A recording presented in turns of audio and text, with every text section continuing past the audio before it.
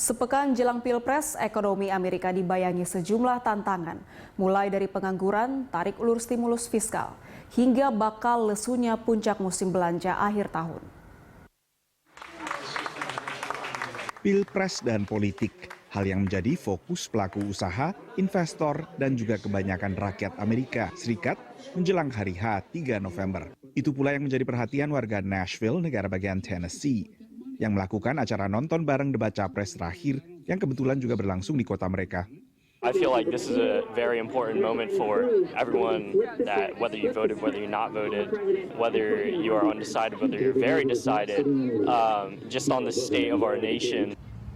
Memang kali ini jumlah warga AS yang telah memilih lebih awal jauh melampaui pilpres-pilpres sebelumnya. Isu ekonomi termasuk yang terdepan dalam menentukan pilihan mereka. My key issues is supporting the police, supporting the military, strengthening our military, the economy, jobs for everybody prospers. Well, the person in the White House has offended me so greatly on almost everything he's done, from taxes, foreign policy.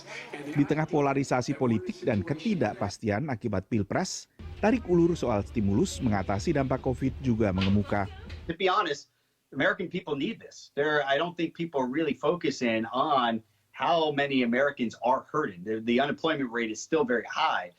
This became a little bit of a political issue. I feel like, between the Democrats and the Republicans, which is a shame, based on because the average American really needs and, could use obviously a stimulus package. And a lot of companies, you think about airline companies, you see what's going on in the airline sector. A lot of people are getting furloughed or laid off.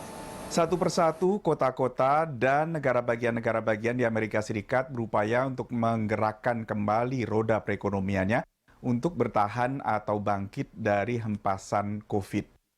Kota New York misalnya, yang menjadi pusat finansial dan bisnis Amerika Serikat, berupaya untuk bangkit kembali. Industri hiburan, konser, Broadway, dan semacamnya masih ditangguhkan hingga setidaknya Mei 2021. Dan karena itu kehidupan di kota tersebut jauh dari kemeriahan sebelumnya. Ini membuat perekonomian setempat terus tertekan.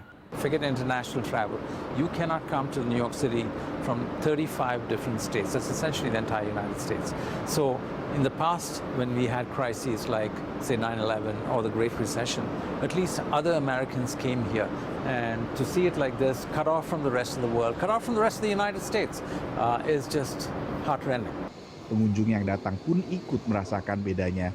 Certain places you'd expect that to be packed are definitely a lot less crowded.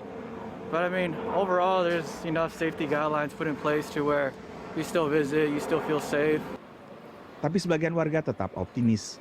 The city doesn't give up, so we always want to find a way to shoot out somewhere and just be ourselves again in New York. New York's the best place in the whole world, in my opinion.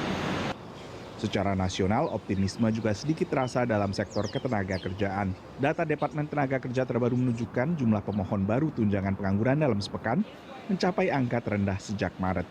Dari Washington DC, Nova Purwadi, VOA.